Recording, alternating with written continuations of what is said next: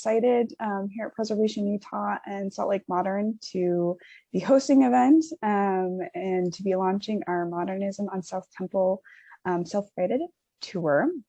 And I have the wonderful Bim Oliver that I'm going to be introducing a little bit more detail. But again, so just some housekeeping items.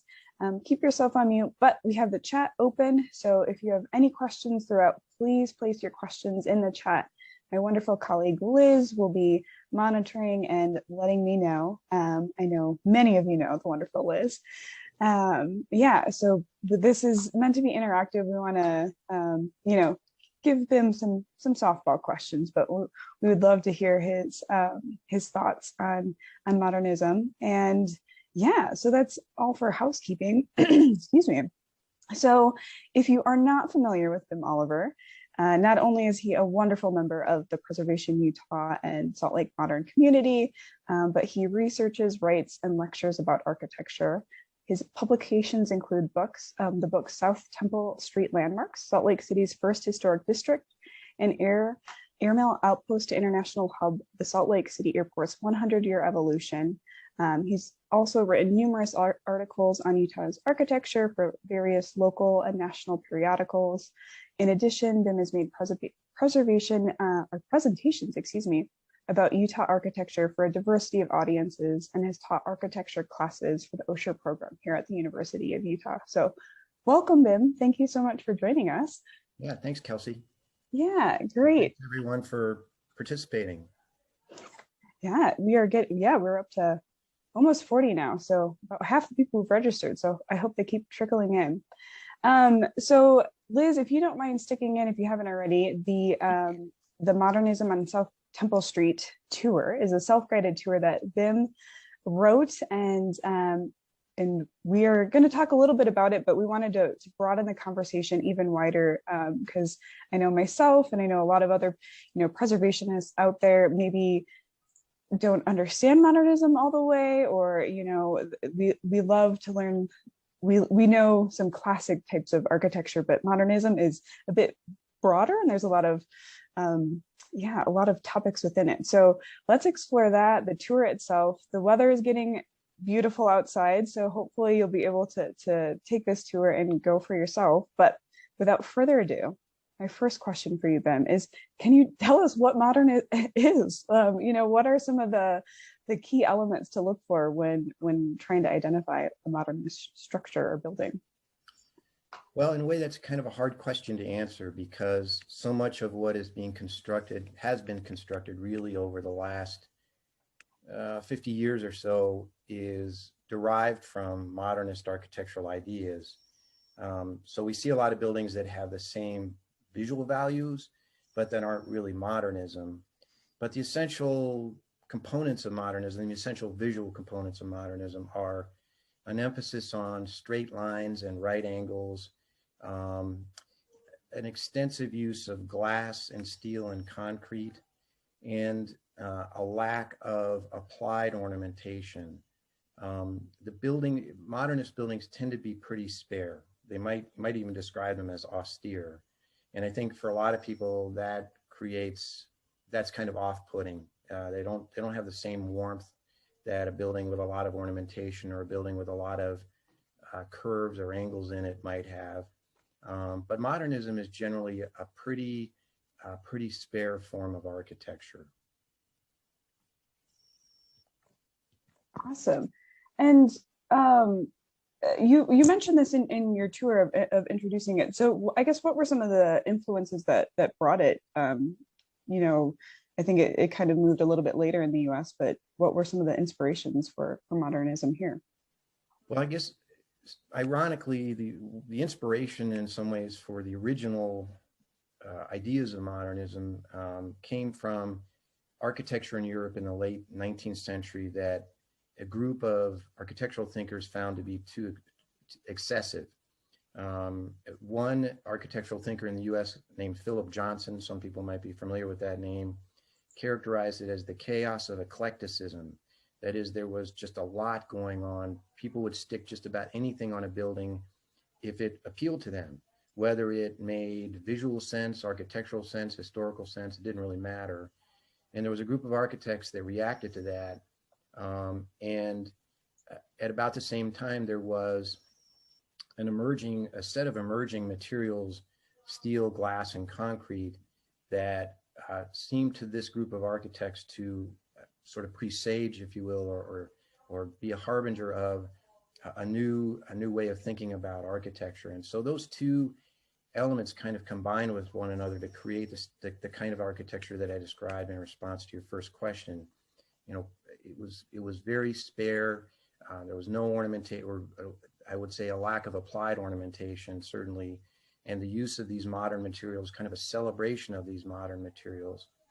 And the one other thing that was kind of playing into this was, as we entered the early decades of the 20th century, this group of thinkers was reacting to what they saw as kind of the social demise, if you will, the socioeconomic demise of Europe. I mean, we were sort of marching towards World War I, and they felt that this new architecture, these new ideas, would be a way of resolving some of these social issues, you know, the disenfranchisement of a number of groups, and this great disparity in income and so forth. So there was this other kind of idealistic element that was at play as well. Excellent. And I mean, when we think of modernism, that's such a broad term. And I know you referenced some of the specific buildings on the South Temple tour. But I guess, are there maybe other subsets within modernism that maybe some people in the audience might not realize as a part of the modernist movement? You know, yeah, that's a great question. I mean, I think what happened initially was that the style that came from Europe to the United States and really in the 1930s was called the international style. And that term was really a reference to this concept that this architecture, this style of architecture, could be universal, that it wouldn't belong to any one class. But that was really I would say, the purest form of modernism. It was, you know, again, the celebration of these modernist materials, lots of glass and steel, hard angles, right angles, and a lack of applied ornamentation. But when that set of ideas came to the United States, it was not widely embraced. And it fairly quickly began to be adapted by architects to kind of create what I would call a kinder, gentler form of modernism. For example, you see the reintroduction or the introduction of natural materials along with these machine-made materials that early modernists were celebrating. So along South Temple Street, you'll see stone panels, you'll see natural stone columns, and brick. Those were materials that early modernists would not have used. Along with that, on the West Coast, as these ideas kind of migrated to the West Coast, and in the Bay Area in particular, architects were starting to incorporate the basic ideas of modernism, but were really basing them all to much greater extent in natural materials. So you see the same ideas, except they're now playing out with wood and stone. So there are derivations of modernism and adaptations of it, sort of the evolution of these ideas that move away from that sort of pure, austere set of ideas that kind of began the whole movement. And so would, you know, what comes to mind for me is like brutalism. Is that like a considered an official subcategory of modernism? Or like, you know, a stepbrother type of situation? You know, that the latter term might be a better one. It's kind of brutalism is kind of a hybrid. For those who aren't familiar with it, brutalism refers to architecture that is based in concrete. It's I think a term that might be kind of misunderstood because some people feel that brutalism actually describes the way that style of architecture makes them feel, but that's not the intent of the term. The term actually comes from was coined by the French architect Le Corbusier, one of the progenitors of modernism, who coined the term béton brut, which in French means raw concrete. And he had become increasingly interested in the textural qualities of concrete, and he began to play around with it. So there was kind of an artistic approach to the use of concrete, but in some ways, the great motivator for this kind of that style of architecture was more functional. And that is, after World War II, Europe, of course, many cities in Europe were decimated. And there was a need to construct housing in particular in large quantities and very fast. And the solution to that was the extensive use of concrete.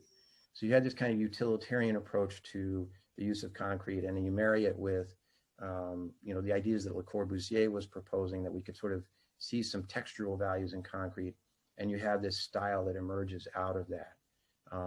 Brutalism tends to be monumental. They're big buildings. Of course, they feel quite massive, quite heavy because they're built out of concrete. But there are some really cool examples of brutalism here that I think deserve a second look. The one in my mind that is perhaps the most interesting is the social and behavioral sciences building up at the U. It's a kind of an interesting form of brutalism. I won't get into it in detail right now, but I think that that's a good example of the way that these ideas were migrating. The original ideas of modernism were migrating and getting married with other visual and aesthetic ideas coming from other directions. Yeah, and so like these values that you're talking about, I mean, to me, it seems like some of them are still present within, types of architectural styles today. So is there an end date for modernism, or is it something that's morphed and turned into something new, or or is it that's still yet to be determined? Well, so there's an architectural critic and historian named Charles Jenks, and he famously pronounced that modernism died. I believe it was the early 1980s. There was a housing project in St. Louis called the Pruitt-Igoe Project, and it was demolished. And he pointed to that as the end of modernism, the end of these architectural ideas, the end of these social ideals. And so he thought there was an end date to it.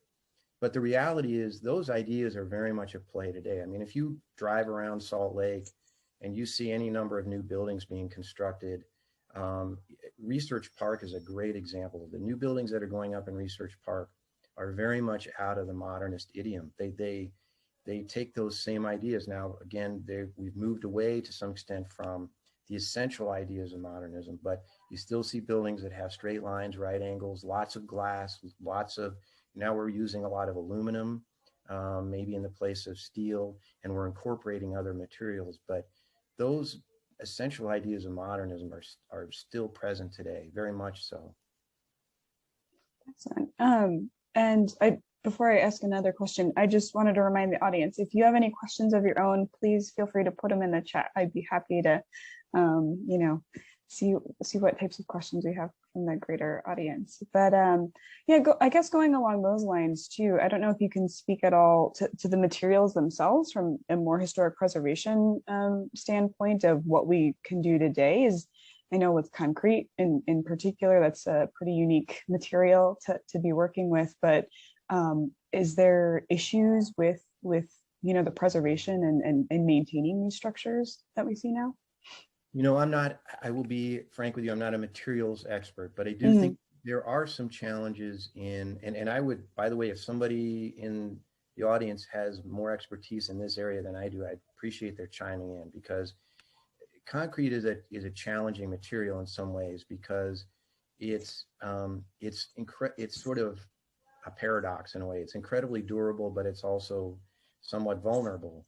And there are examples of concrete that is degraded, on various buildings. In particular, I think at the University of Utah, I did a study up there a number of years ago, and I could find examples of concrete that had degraded. I'm not familiar enough with the material to tell you what the approach to rehabilitating concrete would be, whether you can repair it or whether you have to somehow remove the section that's degraded and replace it. But there are chemical reactions going on in concrete that can cause it to degrade. And so I think what was happening with some of these materials was that there was a sense of innovation and experimentation. And sometimes architects got out a little bit ahead of what the material itself could do. But that, I don't know that that's a bad thing. I mean, I think that we're learning as we go along to a great extent. And, and some of the buildings that we're looking at today have worn incredibly well. So it really, I think the preservation issue is one that I'm kind of walking around a little bit, again, because I'm not an expert in the materials, but I think what we see is a little bit of a mixed bag with some of the buildings that were constructed roughly from, let's say, 1930 to 1975, 1980. A little bit of a mixed bag in terms of their durability. Sure, sure. Great. So we're getting some questions from our audience, and yeah, maybe turning back in more particular to South Temple itself, where the tour is taking place. So we had one question is, how was modernism received when the first buildings were designed along South Temple, and what did it replace? You know, initially, I think there was not necessarily an awareness that this kind of change was happening.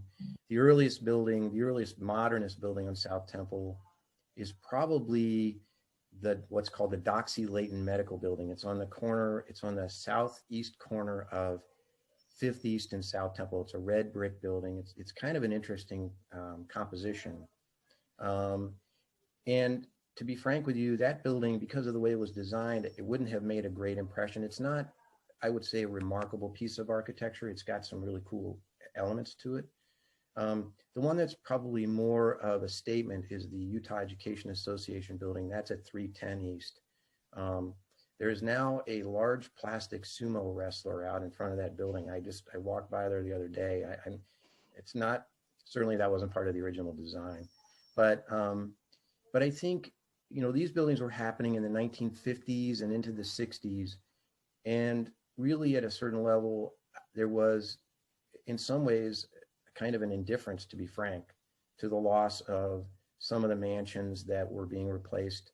You know, the kind of the phrase that comes to mind is the march of progress. I mean, there was sort of this feeling that this is kind of a natural evolutionary thing. And it wasn't really until the late 60s that the preservation movement in Utah really came to the fore and started to react to that.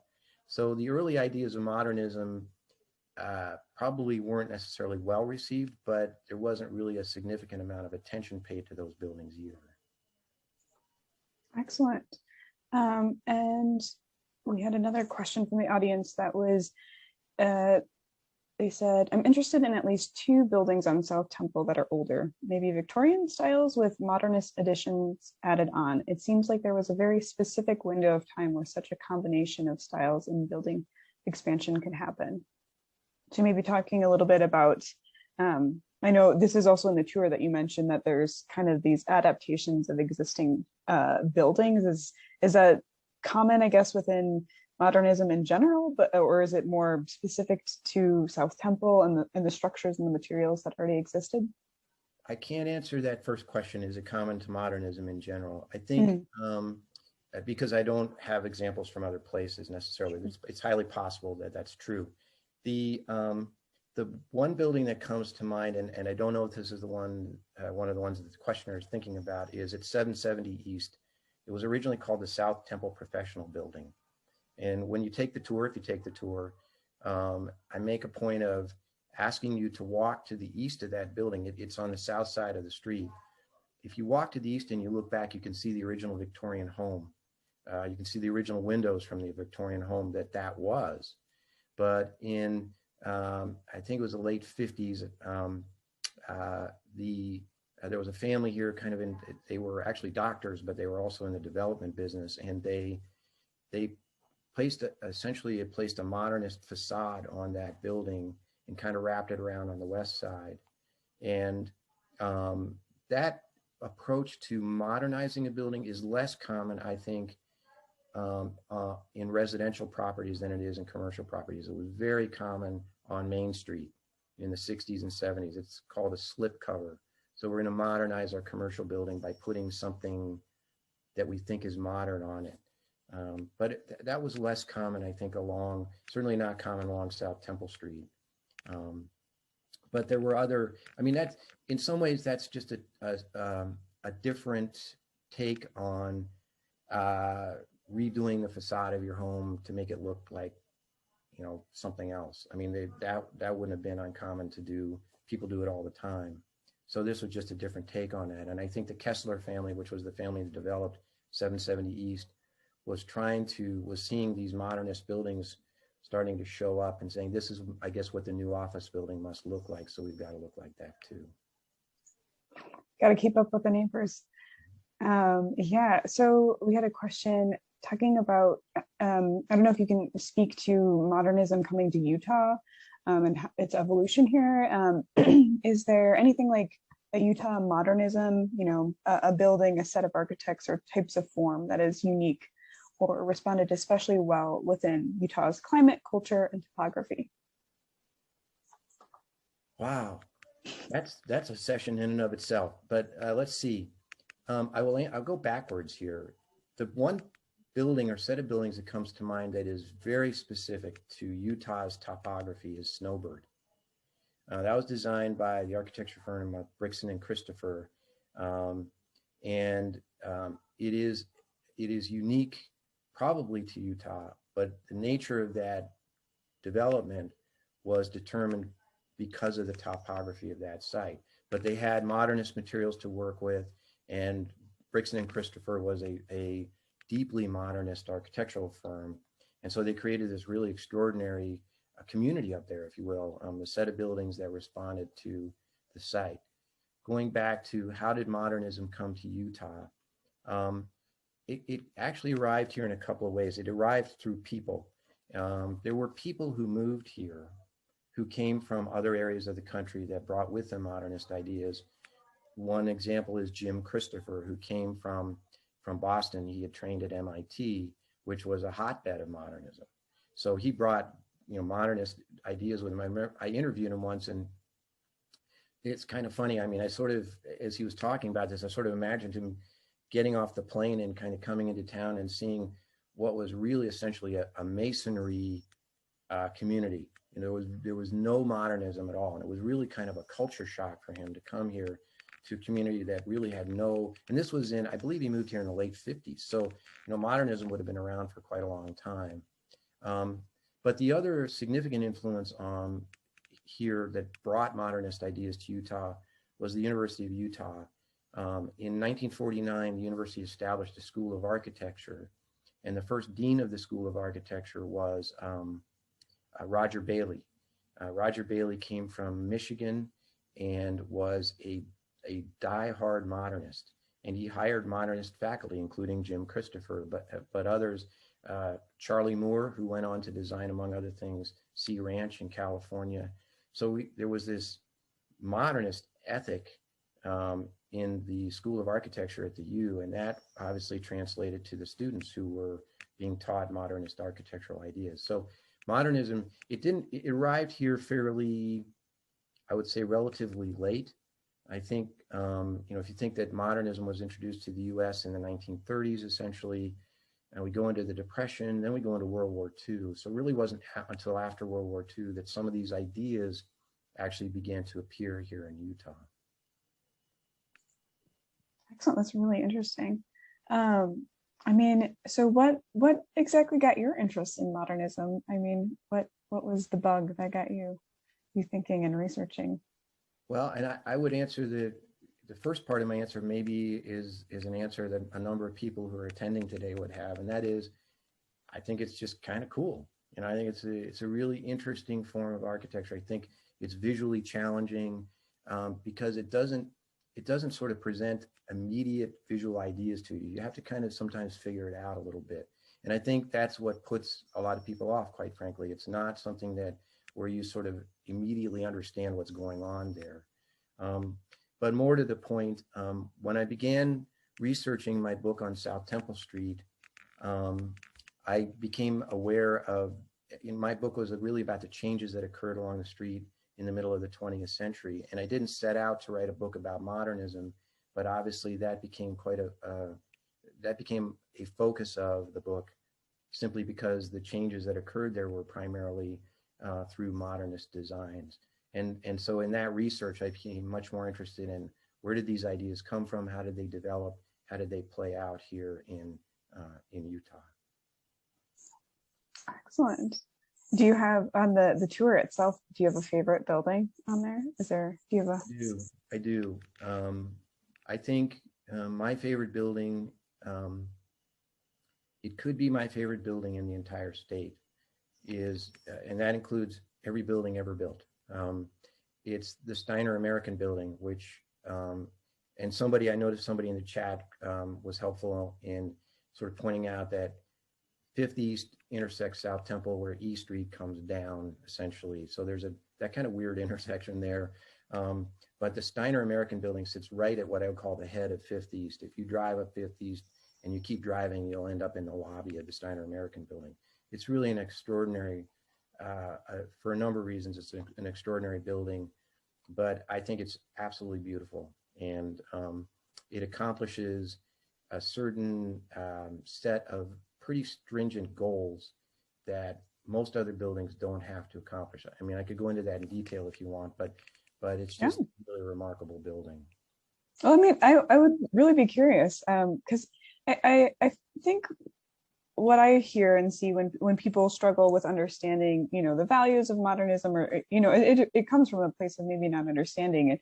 And so, yeah, if you could just speak of why you think this building works the way it does and, what excites you about it, it would be great.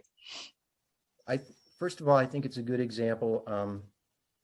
I mentioned at the beginning, early on, that initially brick was not a material that modernists would have seen themselves using.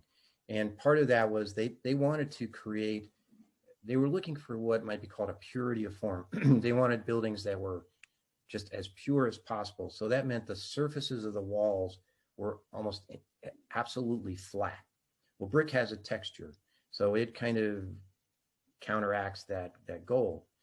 But Bill Browning, who is the architect who designed the Steiner American Building, said to me once that he really respected and actually kind of wanted to celebrate the masonry heritage of Utah.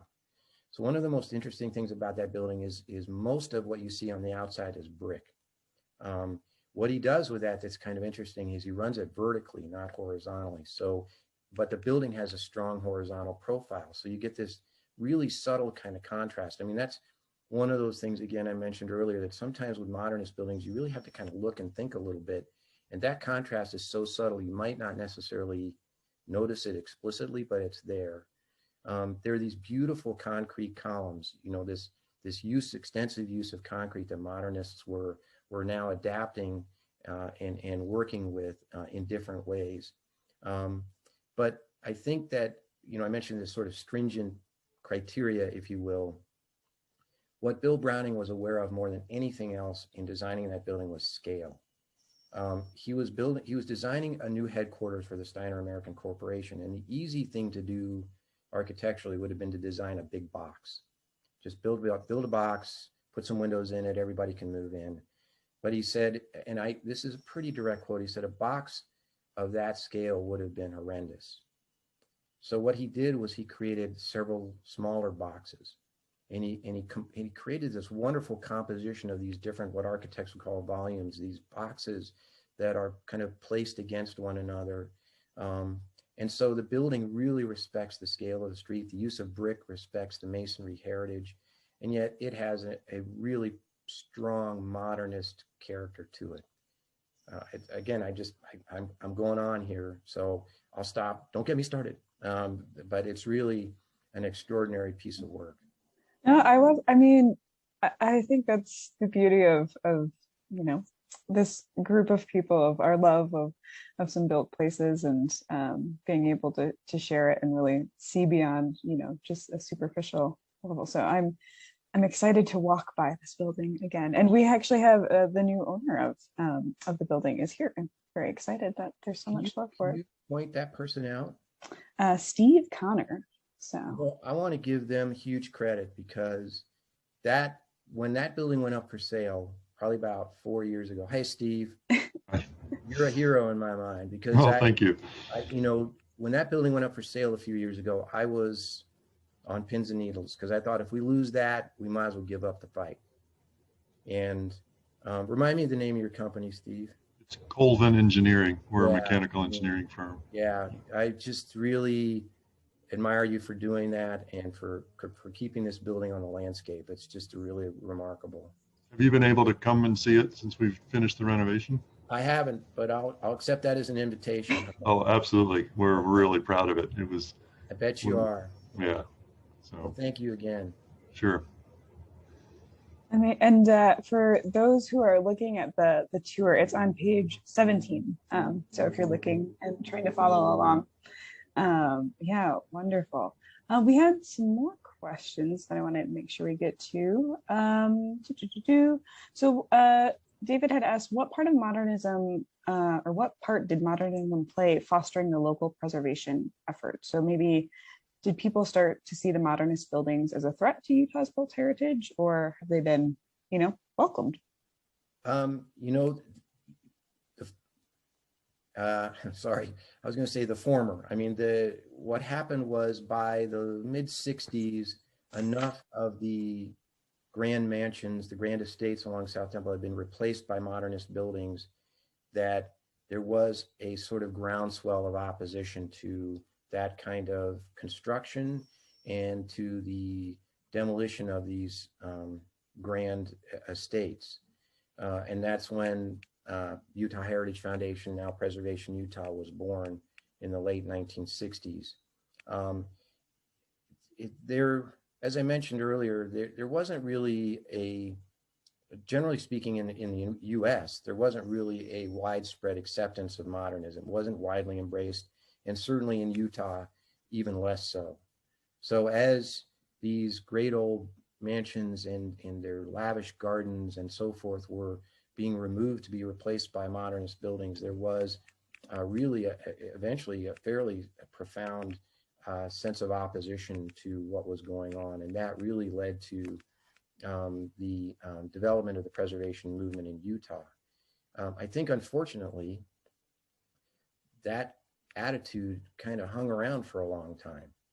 And so it has become a challenge, I think, as modernist buildings become age enough to the point at which they can be considered historic. It's difficult to craft an argument that many people accept to place that building, for example, on the National Register of Historic Places, or to preserve that building, because I think the prevailing attitude is still that modernism is not, historic, so to speak. Modernist buildings are not historic. And I hope that, the folks who are attending today understand the value of modernism, or the values of modernism, to the extent that they can make the counter argument that, oh yes, it's significant. Modernist architecture is significant. Yeah, well, we're creating a little army of modernist, people for out in the field. There's a great question, which I was actually thinking about as well, about the landscape. Is that something that comes into play with modernism, that it's looking more at like a cultural landscape? So the specific question was the landscaping at the Steiner building, and they also ask about landscapes of other South Temple buildings. But are the buildings built to interact with the natural environment at all? And yeah, I don't know if there's any comments or additions you want to add to that. Yeah, so initially the answer was no, that the buildings were, because this idea of this architecture was sort of universal in nature, the buildings as they were thought to be able to exist anywhere, which meant that the site itself was secondary. So we weren't trying to find some way to marry the building with its site. It was just the building was going to be there. The landscaping question is more difficult to answer, quite frankly, because I think that it's a really good question, though, because I think a lot of buildings are substantially influenced by the landscaping that occurs around them. And so the building that comes to my mind is what was originally called the Orthopedic and Fracture Clinic, which was a place I think nobody wants to end up. But it's on the corner of 7th East and South Temple Street. It's on the southeast corner there. It's a really cool building. It was designed actually by a Minnesota architectural firm, Ellerby and Associates. But there are trees that are growing up in front of it now And at a certain level, I think to some extent, they kind of detract from our perspective of the building, but it's a little hard. I didn't have the original drawings or any of the original plans for the building. So I don't know if that was something that the architect conceived of, or whether, somebody said, hey, let's plant a tree there. The other building that comes to mind is the Union Building up on campus at the U.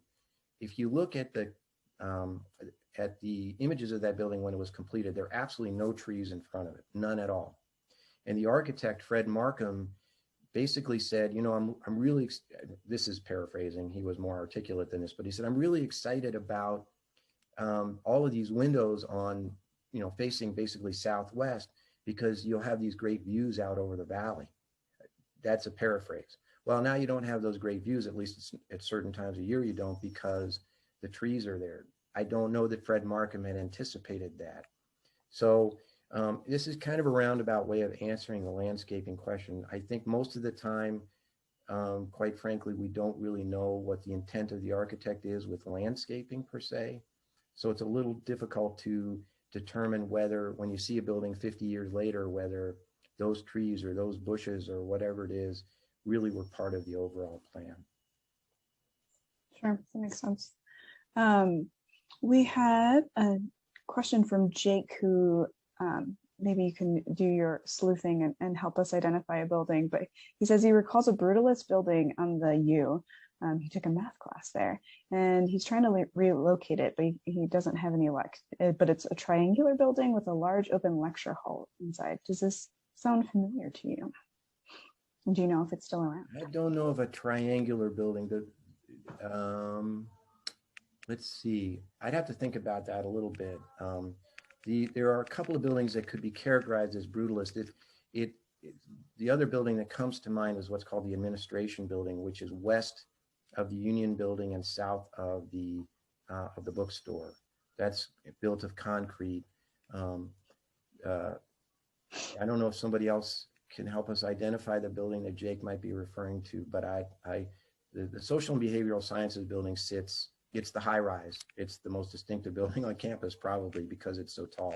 But I can't think of a triangular concrete building up on campus. One mentions LNCO. I don't know if that's. I'm sorry, say that again. LNCO was kind of triangular. It was a comment, so I don't know. Yeah, I'm not sure. Yeah. We'll have to use our brain trust together to help try and find this building. Yeah. There was another question I wanted to find. Oh yeah. Someone had asked about City Creek Shopping Center. Is that thought of as a modern, building? And how was the complex considered in such construction across from the temple? I don't know if you can comment on that, or if you know. So there are ideas in some of the.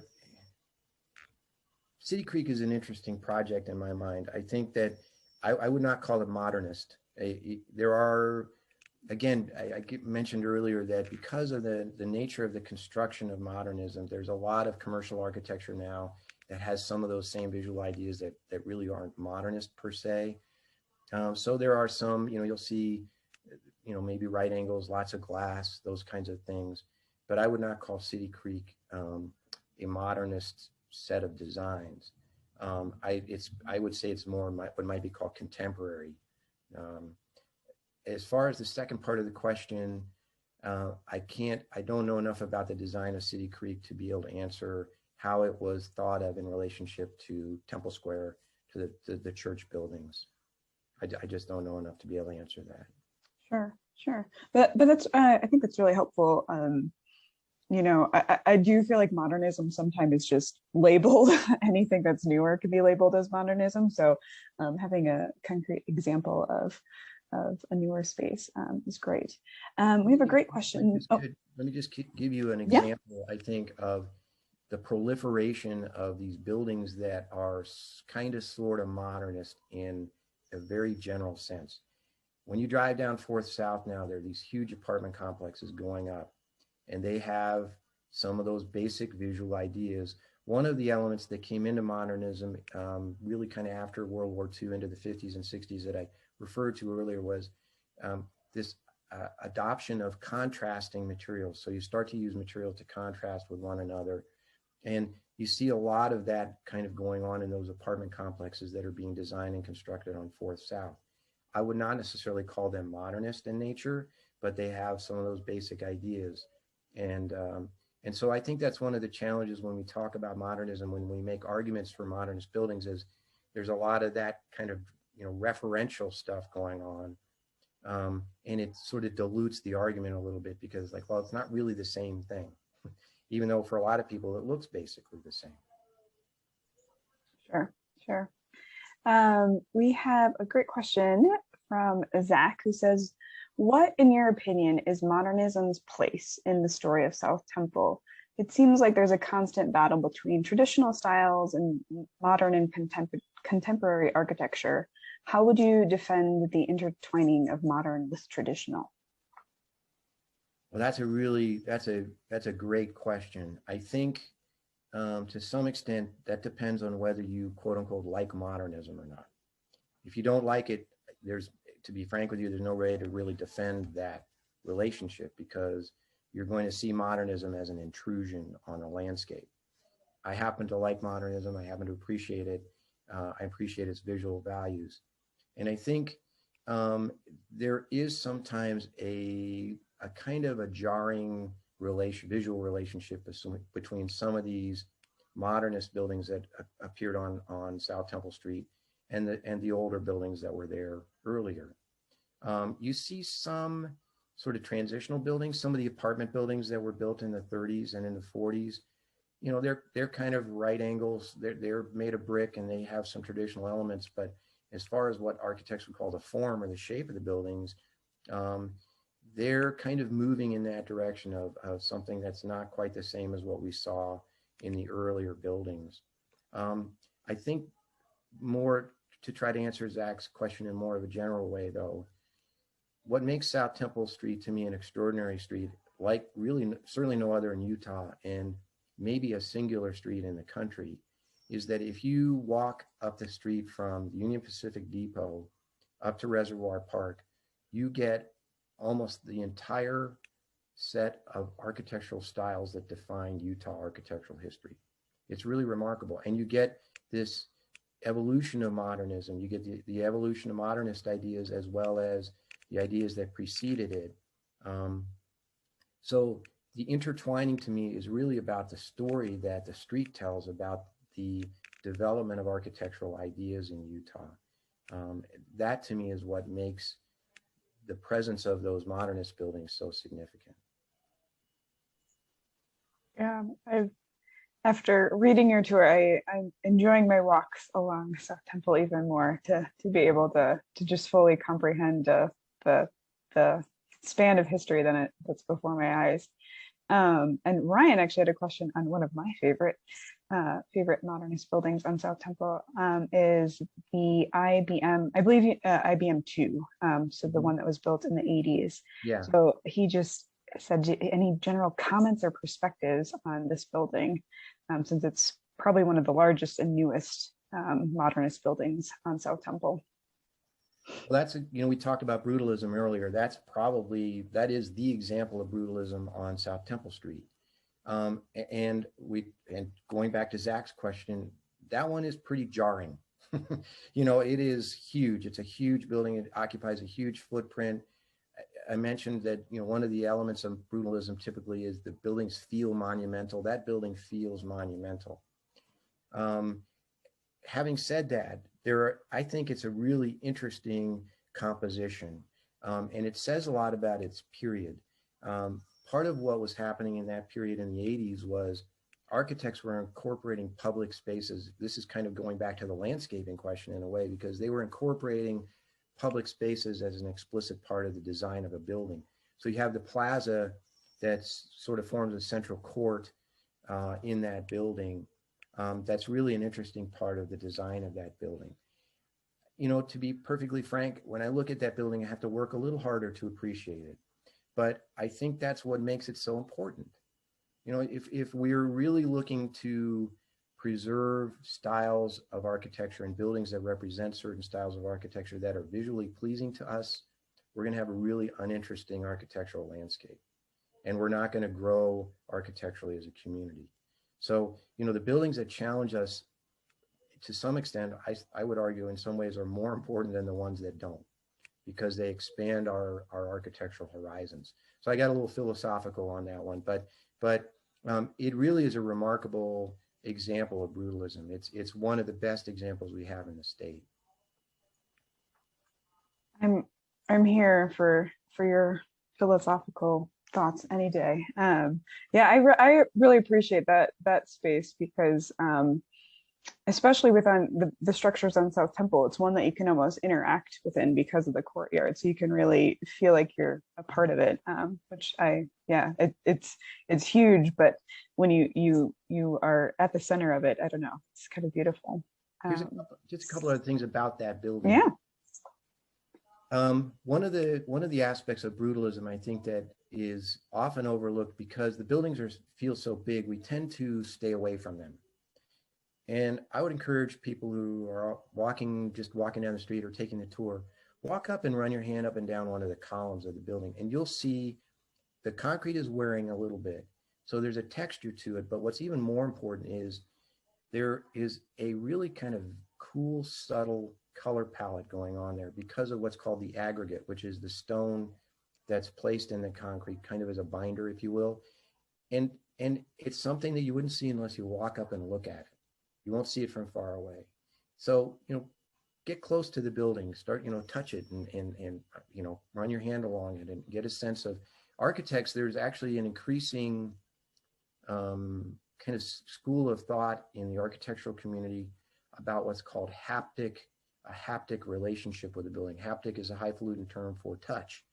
The people should have a touch relationship with the building. And this is a good example of that.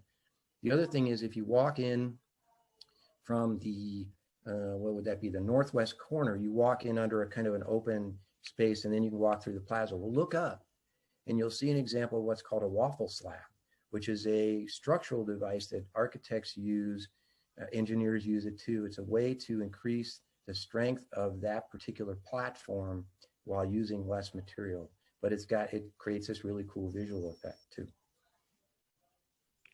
Excellent. And I believe there was an image, the picture, the link for this event has some of those elements within it. So if you're kind of curious. Yeah, so we're kind of getting closer to the end. So if there's any other questions, please feel free to put those in the chat. Obviously we've been talking about South Temple in particular, since this is what the tour is about, but I guess, is there, in wider Utah, is there areas, if someone wants to, go on a little scavenger hunt of modernism structures, is there other places that you would recommend? Unfortunately, this gets back to there wasn't a widespread embrace of modernism in Utah. So there aren't, I wouldn't say, there's not a Palm Springs in Utah, for example, where you can go and there's a cluster of, or a community built around modernism. So all I would do is encourage folks, when they travel, to look for these buildings. They're there, mostly commercial buildings, obviously the ones you would see primarily when you're traveling. But there are homes that were designed, along modernist ideas. The place where you would see modernism concentrated, or the places where you would see it concentrated, is on university campuses. Because, for a couple of reasons. One, because the structural aspects of modernism are relatively easy to deal with, so you could build buildings relatively easily with those ideas. But, as I mentioned, the University of Utah School of Architecture was originally directed by Roger Bailey, who was a modernist. So those ideas are playing on campuses. BYU has some wonderful modernist buildings, USU as well. The U, quite frankly, I think is unfortunately, we're losing a lot of the modernist buildings up on campus there. I would say we're getting to something of a critical point. We just lost Orson Spencer Hall, which was a significant modernist building on campus. Milton Benyon Hall, the business building, there's a little bit of that left. I think, but if you were going to sort of do a tour of modernism. There is a modernism on campus tour for the University of Utah. I don't know if BYU has a similar one or USU, but those would be the places you would find concentrations of modernist architecture. Wonderful. I was actually just about to put that in the chat, which I'm doing now. So if you can see some more structures that are up there. So we had a comment from Zach saying that there's some great modernist structures in Mill Creek, some residential and commercial. You just have to look a little bit harder. Yeah. And Roger Roper has a wonderful, tough question for you, Bim. But are there buildings from the last decade that preservationists and others seem to despise that you think could be landmarks for the future? And he mentions perhaps the downtown federal courthouse. Oh, I see. Boy, I'd have to think about that one. The federal courthouse, if you're not familiar, that's the new federal courthouse I believe that he's referring to, which is on, I want to say, something like 2nd West and 4th South. It's the big box. You know, I don't have a good answer for that right now. I'd have to think about that and kind of take a little tour in my mind. But I think, you know, talk about visually challenging. That is a building that really challenges us. And for that reason, I think it's significant and it will be significant into the future. So I'm going to dodge Roger's question for now, but I'll try to think about it for the rest of this particular session and try to come back with something more substantive. Hey, if I got the right one, I stuck it in the chat so people can see an image. But yeah, that is quite a striking. For me, I think since there's an empty parking lot across the street too, it's even more just glaring in front of you. But I mean, that's I think a great question that Roger brings up of the idea of, you know, as people that are committed and as a group that's committed to looking after and being stewards for our built environment, you know, when does that transition happen?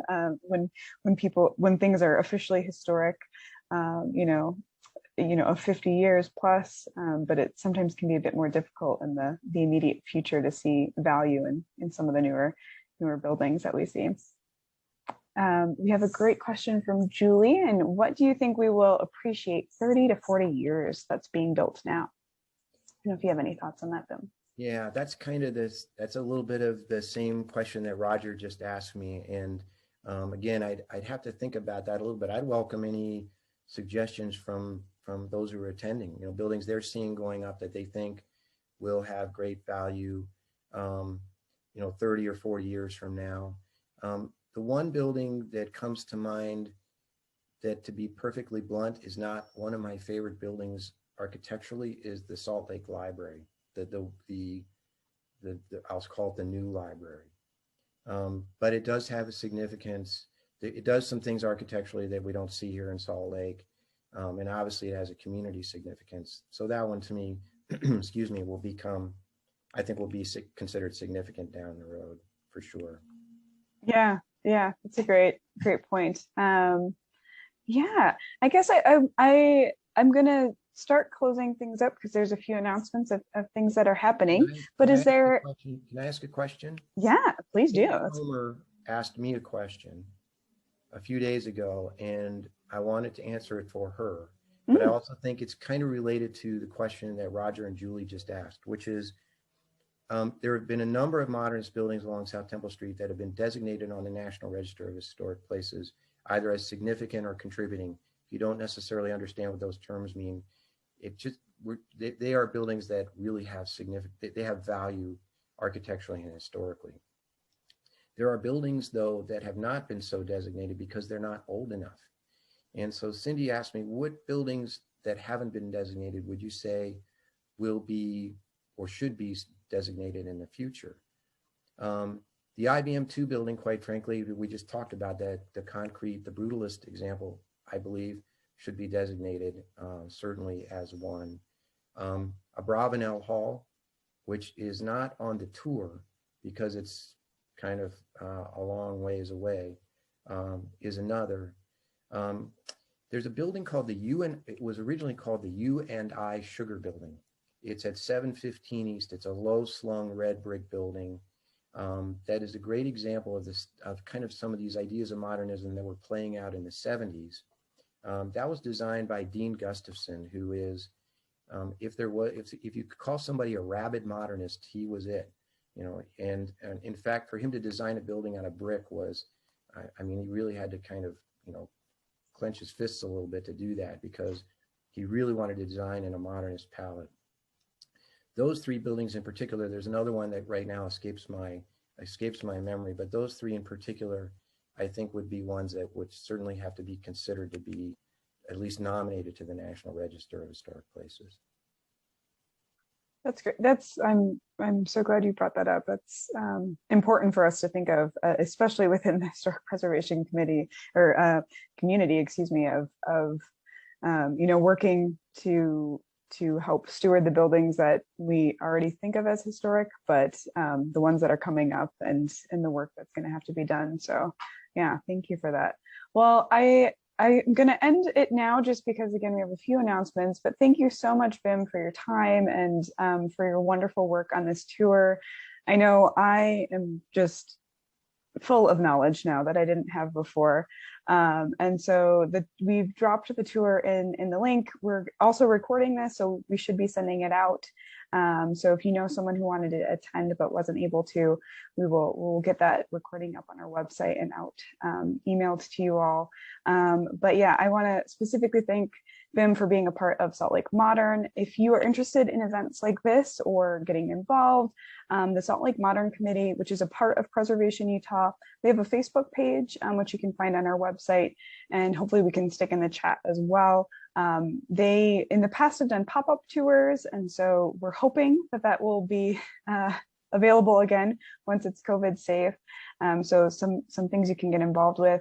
Also next month is Historic Preservation Month in the month of May. So it's our month, everybody. Get excited. And Preservation Utah will be doing an architecture lecture series throughout the month. So it's going to start back with Indigenous architecture all the way up to modernism. So check out our social media channels, our emails, our website. We'll be posting about that. And then we also have a wonderful history sessions in conjunction with Lake Effect that is happening on May 31st, on Memorial Day, which is a little fundraiser for us, which you'll get exclusive access, little tour of the building, a wonderful tour, or excuse me, lecture by our executive director, some tapas, some drinks. So a fun event. And yeah, and if you aren't, we encourage you to become a member of Preservation Utah so you can get more involved, help support us do the work, to donate. If you are a member, you got early access to this tour. So pretty exciting. But thank you everyone for joining me. Thank you, Bim.